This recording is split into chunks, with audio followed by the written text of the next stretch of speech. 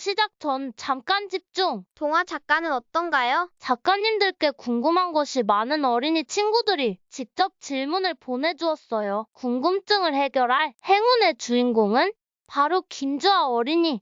김주아 어린이의 질문은 맨 뒤에 나온답니다. 끝까지 집중해주세요. 저는 어린 책을 쓰는 작가 전현정입니다. 만나서 반갑고요. 저는 사실 건축을 전공을 했어요. 그래서 친구들 만났을 때 제일 많이 받은 질문이 작가 언제부터 꿈을 꿨어요? 그러는데 사실 꿔본 적이 없어요. 제가 작가가 될 줄 몰랐고 올해가 제가 10년 차가 되는데 그래도 아직 낯설어요. 딸을 낳고 엄마가 되고 난 뒤에 제가 동화책을 다시 읽기 시작했어요. 딸에게 소개를 해주려고 동화책을 읽었는데 사실 제가 더 많이 빠져들었고요. 제가 어린 시절로 다시 돌아가서 그림책을 다시 보고 동화책을 다시 보는 기분이 들었고, 직접적으로 제가 작가가 된 계기는 딸이 초등학교 입학하면서 그 독서록을 쓰기 시작했어요. 근데 독서록을 너무 쓰기 싫어서 매일 울고 오는 거예요. 그래서 어떻게 하면 이걸 해결할 수 있을까? 그래서 제가 한석봉 엄마는 아니지만 엄마가 네가 독서록을 쓸 만한 책을 한번 써볼 테니까 넌 독서록을 한번 써볼까? 약속을 했는데 좀 너무 무모하긴 하더라고요. 그래서 그 약속을 하고 지키기 위해서 제가 공모전에 도전을 했어요. 그래서 그게 덜컥 딸에게 쓴 첫 책이 공모전에 당선이 돼서 제가 작가로 데뷔를 하게 되었습니다. 딸이 성장하는 그 과정에 맞춰서 저도 같이 어렸을 때로 돌아가서 어떤 책을 읽었나 생각하고 그때 읽었던 책을 다시 읽기 시작한 것 같아요. 다른 생각들이 들었고 그걸 또 글로 한번 써보고 싶다는 생각도 했었고요. 그러니까 다시 어린이가 된 것 같은 기분이 많이 들어요. 또 어떤 작가님들은 감동을 주기 위해서 글을 쓰신다는 분도 있고, 저는 사실 제 유년 시절이 그렇게 즐겁지가 않고 유쾌하지가 않았기 때문에 그 유년 시절로 돌아가서 저를 좀 위로해 주고 싶었어요. 어릴 때 저를 만나는 기분. 그래서 사실 글을 쓸 때는 어린이로 돌아간다는 생각을 많이 해요. 그게 어떻게 보면 원동력이 되지 않았나. 도전 정신이 강하고 성취욕이 강한 여성을 가르친 용어예요. 그래서 2006년에 미국의 한 교수님이 새로운 여자의 탄생이라는 책을 내셨는데, 그때 이제 처음 알파걸이라는 말이, 그때부터 이제 그 알파걸이라는 용어를 지금 계속 쓰기. 제가 생각한 알파걸이라는 건, 제가 어릴 때 위인전을 많이 읽었어요. 근데 그 위인전에 등장하는 인물들은 하나같이 어릴 때부터 굉장히 특별하더라고요. 완벽하거나 아니면 업적을 이뤄낸 그런 인물들이 아니라 자신이 생각했던 꿈 또는 어떤 그런 신념을 끝까지 지켜낸 사람들의 이야기를 좀 해보고 싶었어요.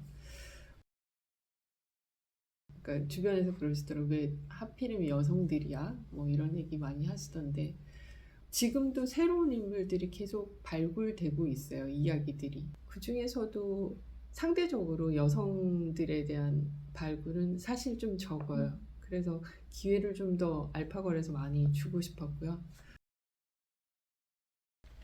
사회적으로 봤을 때 이 인물이 정말 업적이 대단하구나, 뭐 이런 인물보다 실수를 하거나 뭐 가시적인 업적이 보여지지 않더라도 자신이 생각했던 꿈과 신념을 위해서 끝까지 계속 노력했던 그 인물들을 좀 선정을 하려고 많이 노력을 했고요. 많이 알려지지 않았던 인물들, 왕슈핑이라던가 최영숙이라던가, 잘 알려지지 않았지만 꼭 친구들이 알았으면 하는 인물들을 좀 발굴하려고 애를 많이 썼어요.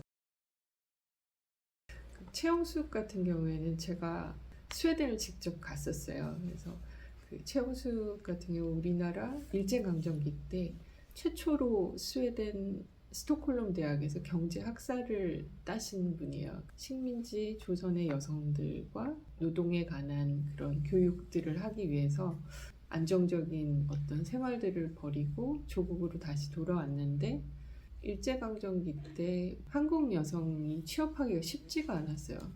그래서 생활고에 시달리다가 귀국해서 6개월 만에 돌아가셨어요. 그 자료를 찾아보니까 한국에 거의 남아있는 자료가 없었어요. 제가 참 많이 발굴하려고 노력을 했었는데 논문 몇 편이 다고 인터뷰 기사 실린 것들이 대부분 그거 외에 이제 개인적인 기록도 없었고요. 인터뷰를 이제 거꾸로 역으로 취재를 한 거죠. 스웨덴에서 생각보다 대단한 인물이더라고요. 그래서 사실은 좀 과장된 게 아닌가라고 생각을 했었어요. 제 속마음으로. 도서관에 가서 최홍숙이 있었을 때 시대의 신문들을 스웨덴 친구랑 같이 찾아봤는데 실제로 최홍숙의 기사가 실려 있었고요. 어떤 인터뷰로 말했던 게 다 사실이더라고요. 그래서 너무 기쁘고 자랑스러웠고 일제강점기 때 5개국어를 능통하게 하시는 그런 취재를 하면서 제가 그 인물에 대해서 인물이 남겨놨던 기록들이 사실이라는 걸 검증하는 그런 것들을 할 수 있어서 굉장히 영광스럽고요. 한 한국 사람으로서 그 시대에 이렇게 엘리트가 있었다는 게 너무 자랑스럽고 그분이 한국에 와서 좀 더 오래 사셨으면 좀 더 많은 일들을 했을 텐데 너무 빨리 돌아가셔서 아쉽다는 생각이 들었어요. 그래서 꼭 친구들한테 알려주고 싶은 인물 중에 하나여서. 근데 마리아 지빌라 메리안 같은 경우에는 제 로망이에요. 그분은 17세기 독일 분이시고요.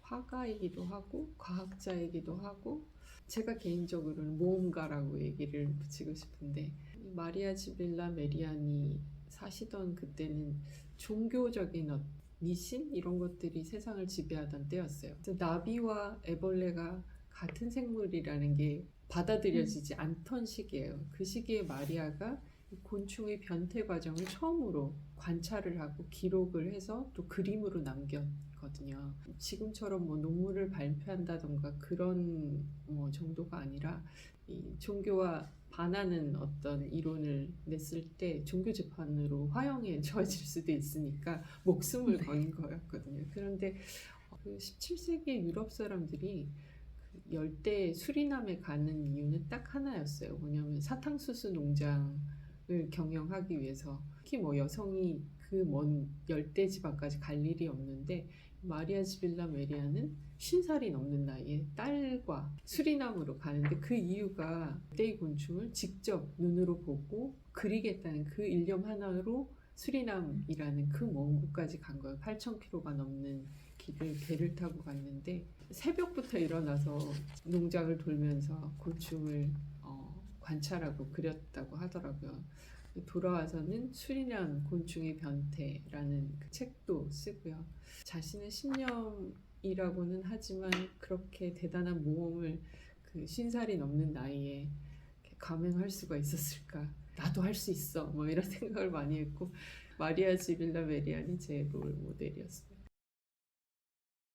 세상에 그냥 이루어지는 게 없잖아요. 뭐 하나하나 지금 우리가 굉장히 당연하게 생각하는 거 뭐 투표를 하고 내가 어떤 전염병이나 질병으로부터 보호를 받고 이런 것들이 너무나 지금은 당연한 일상이지만 사실은 그런 일상들이 당연해지기까지 정말 치열하게 싸웠던 사람들이 많다는 걸 꼭 한번 기억을 해야 될 것 같고요. 그런 앞선 세대들이 그렇게 길을 닦아 놓았기 때문에 지금 우리가 있는 거니까 우리도 이제 앞으로 올 세대를 생각해서 그 새로운 길을 닦는 일을 우리가 해야 되지 않을까. 저는 친구들 만나면 그래요. 내 꿈이 뭐냐고 한번 물어봐줘. 왜 어른이 되면 꿈이 없어지니? 왜 꿈이 뭐냐고 안 물어봐줘. 그런데 제 꿈은 사실은 뭔가 정해지지 않은 저도 사실은 관심이 가는 것들을 계속하는 게 제 꿈이에요. 그래서 작가에서 다른 어떤 직업을 가질 수도 있다고 생각해요. 물론 이제 지금 글을 쓰는 게 너무나 즐겁고 제 얘기를 나누기 위한 어떤 도구라고 생각을 하는데 그 도구가 바뀔 수도 있을 거라고 생각을 해서 제 이제 책 속에 보면 린 마굴리스도 있고 그다음에 이 모지스 할머니 얘기도 나오는데 린 마굴리스 같은 경우 돌아가시기 한 일주일 전까지도 그 집신벌레를 연구하셨어요. 집 앞에서. 저는 현역으로 오래오래 제가 하고 싶은 것을 끝까지 하는 게 제 꿈이랍니다.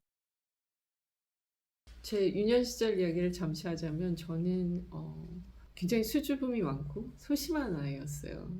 왕따라는 말이 생기기 전에 지금 생각해보면 제가 약간 왕따 비슷한 친구가 아니었나라는 생각이 들어요. 친구들 대신 책도 많이 보고 공상도 많이 하고요. 그때 글도 많이 쓰고요. 그런 기억들이 지금 또 저를 있게 한 게 아닌가라는 생각을 해요. 주변에 친구들 보면 그런 고민이 있는 친구들이 참 많고요. 그걸 왜 나와 친구들은 다를까 이렇게 슬퍼하거나 낙담할 게 아니라 내가 다른 친구와 다른 어떤 특별한 것들을 발견하게 할 수도 있으니까요. 또 내 단점이 장점화될 수도 있는 거니까 지금 나를 내 모습 그대로 좀 받아들이고 더 좋아해 줬으면 좋겠어요. 다른 친구들한테 친절한 만큼 나 자신에게 좀 더 친절하고 나를 좀 더 좋아했으면 좋겠어요. 전혀 다른 일들을 많이 해요. 항상 생각을 하는 게 어떻게 보면 작가라는 직업이잖아요. 버스를 타고 그 목적지 없이 가보기도 하고요. 그다음에 걸어 다니는 걸 주로 많이 하는 것 같아요. 저희 집에 강아지가 한 마리 있는데 산책을 참 많이 해요. 그 작가들 사이에서는 손으로 글을 쓰는 게 아니고 발로 쓴다, 엉덩이로 쓴다 하는 말이 있는데 그만큼 많이 다른 활동들을 통해서 다시 제가 쓰는 그 작업 환경으로 돌아오는 게 많은 것 같아요. 그런 경우가 많고 영화도 많이 보고요. 드라마도 보고요. 그러니까 그런 다른 작업들을 하면서 제 작품에 대한 실마리를 푸는 것 같아요. 관련된 사람들과 함께 이야기를 같이 많이 풀어보는 편이에요. 그래서 친구를 만나서 그 고민을 같이 얘기를 하기도 하고 그림을 그리는 친구라던가 아니면 제 주변에 영화를 하시는 분도 있는데 영화를 하는 친구라던가 전혀 다른 분야에 있는 사람들한테 제 고민을 털어놨을 때 또 다른 어떤 문제 해결 방안을 제시를 해주더라고요. 그래서 해결이 되는 경우가 종종 있었어요. 꼭 된다는 법은 없지만